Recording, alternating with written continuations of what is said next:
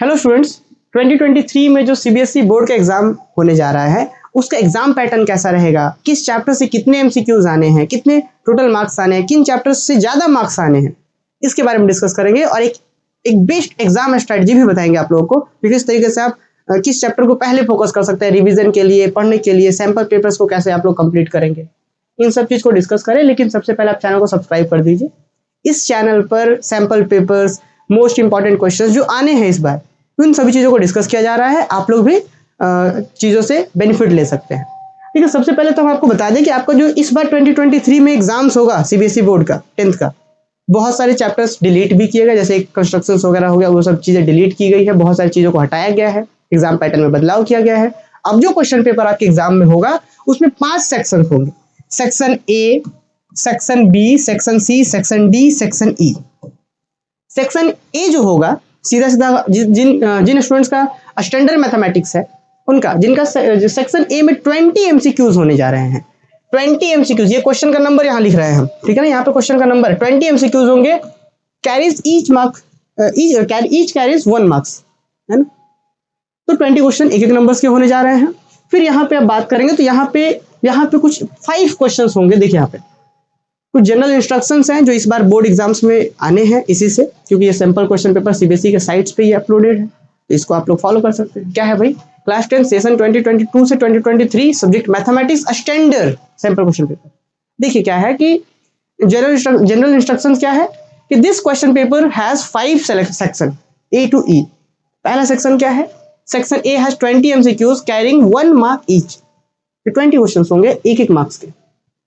Section B has 5 questions carrying 2 marks, मतलब section B में 5 questions होंगे 2 मार्क्स के। अब सेक्शन सी में 6 क्वेश्चंस होंगे 3 मार्क्स के, ठीक ना। Section C has 6 questions carrying 3 marks each. फिर सेक्शन 4 क्या होगा, तो section D has 4 questions, section D has 4 question 5 mark each, ठीक है। अब अंतिम सेक्शन जो होता है ये बड़ा इंपॉर्टेंट सा सेक्शन है और ये बहुत सारा आपको मार्क्स देने जा रहा है। ये सेक्शन क्या है, ये सेक्शन कहता है कि section E has 3 case based integrated units of assignments. Simply कहा जाए तो यहाँ पे 3 जो है, यहाँ पे जो आपको दिख रहा है 3 केस बेस्ड क्वेश्चंस कह सकते हैं आप। जैसे जो चैप्टर्स के जैसे वर्ड प्रॉब्लम्स हो उनसे रिलेटेड एक केस बेस्ड क्वेश्चन होता है, इसको भी सैंपल पेपर्स में करवाया जाएगा आपको इस चैनल पर। तो यहाँ पे कह सकते हैं कि यहाँ पे 3 क्वेश्चन आने हैं आपके इस सेक्शन में। सिर्फ 3 केस स्टडीज टाइप के क्वेश्चंस होंगे जो अपने आप में 4 मार्क्स के होंगे। तो इस तरीके से आपका क्वेश्चन पेपर 5 सेक्शंस में बटा हुआ है। पहले एमसीक्यूज है, फिर शॉर्ट आंसर टाइप क्वेश्चन है, फिर ये भी शॉर्ट में ही काउंट कर सकते हैं, ये लॉन्ग में है 5 मार्क्स के, और एक केस स्टडीज टाइप के क्वेश्चन है। तो ये तो रही भाई, ये रहा स्टैंडर्ड है जिनका। अब जिनका बेसिक मैथ्स है उनका क्या है, तो बेसिक मैथ्स में भी लगभग कुछ सेम ही इसी तरीके का है। आप लोग इस चीज को देख लीजिएगा, टेलीग्राम चैनल पर ज्वाइन कर सकते हैं, वहां पर इसका हम पीडीएफ दे देंगे।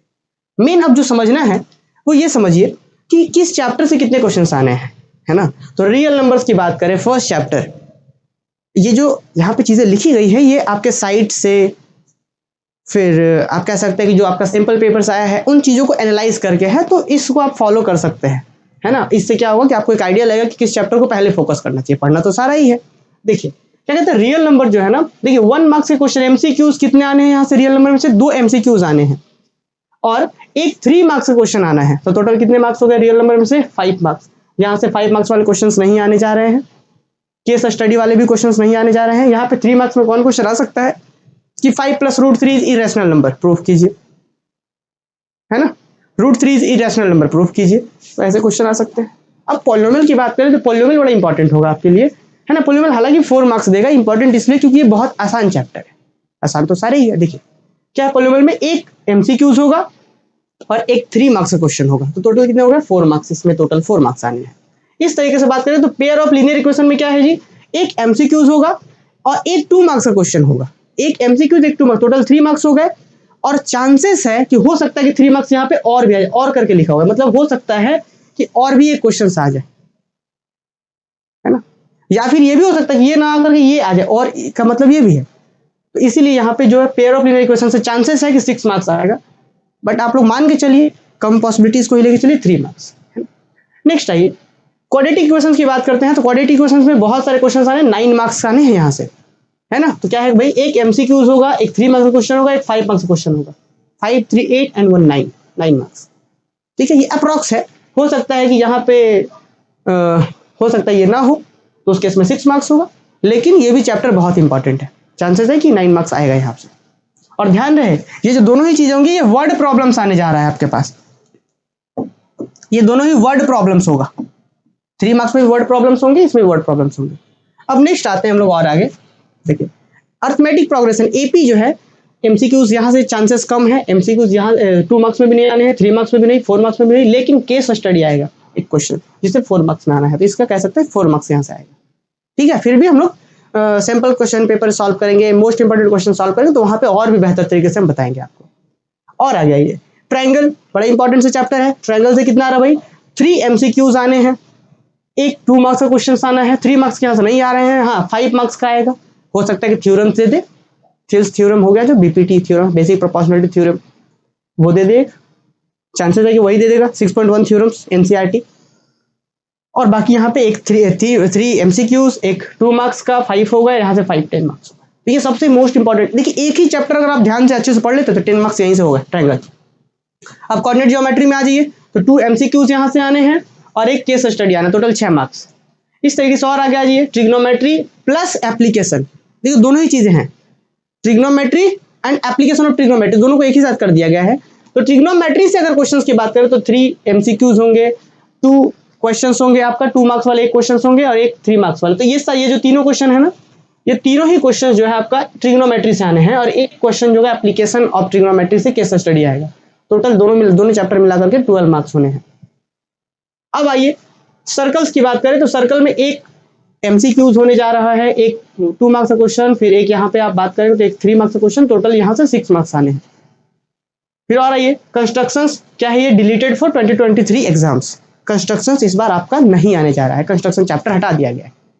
आइए एरिया रिलेटेड टू सर्कल, क्या है जी, 2 MCQs होंगे, एक 2 मार्क्स का क्वेश्चन होंगे और एक, बस सही है, 2 MCQ और एक 2 मार्क्स का क्वेश्चन, तो टोटल कितने हो गए जी, 4 मार्क्स हो गए ना, यहाँ पे 4 मार्क्स हो गए, आप लोग देख लीजिएगा। और फिर इसके बाद क्या है, surface area related to circle, surface area and volume है, यहाँ पे थोड़ा सा छुप गया है भाई, लिखा हुआ है सरफेस एरिया। अगर बात करें तो एक MCQs, एक 2 मार्क्स का क्वेश्चन, फाइनली टोटल कितना होने जा रहा है, 6 मार्क्स। यहाँ पे 6 मार्क्स है क्या,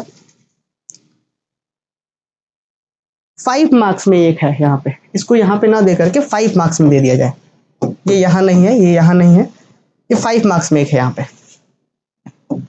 यहाँ पे एक क्वेश्चन। ठीक है, ठीक है, इसी तरीके से अगर हम सरफेस एरिया की बात कर ले तो ठीक है।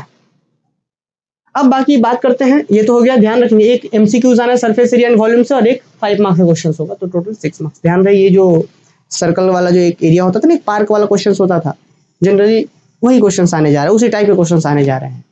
अब आइए और आगे, स्टैटिक्स में 2 MCQs होंगे और एक आपके 5 मार्क्स का क्वेश्चन होंगे, तो टोटल 7 मार्क्स। और सबसे इजी जो कह सकते हैं, एक दिन वाला चैप्टर जो है प्रोबेबिलिटी, एक MCQs होंगे और एक यहाँ पे 3 मार्क्स का क्वेश्चन होंगे, टोटल 4 मार्क्स।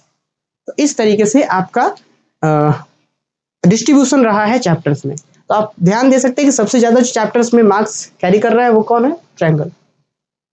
तो आप इस पे फोकस कर सकते हैं, इस पे एक थ्योरम्स फिक्स है या एक क्वेश्चन फिक्स कह सकते हैं आप, जो 5 मार्क्स के क्वेश्चन है। तो इस चैप्टर से शुरुआत कर सकते हैं। 9 मार्क्स देखिए, ये भी क्वाड्रेटिक इक्वेशन बड़ा इजी और बहुत इंपॉर्टेंट से चैप्टर है, तो क्वाड्रेटिक इक्वेशन से शुरुआत कर सकते हैं। बाकी इस चैनल को सब्सक्राइब कर लीजिए, बहुत सारे यहाँ पे अपडेट्स, आपके सिंपल पेपर्स को सॉल्व करवा रहे हैं हम लोग, इंपॉर्टेंट क्वेश्चन भी सॉल्व कर रहे हैं, तो सब्सक्राइब कर सकते हैं। मिलते हैं क्लासेस में, थैंक यू।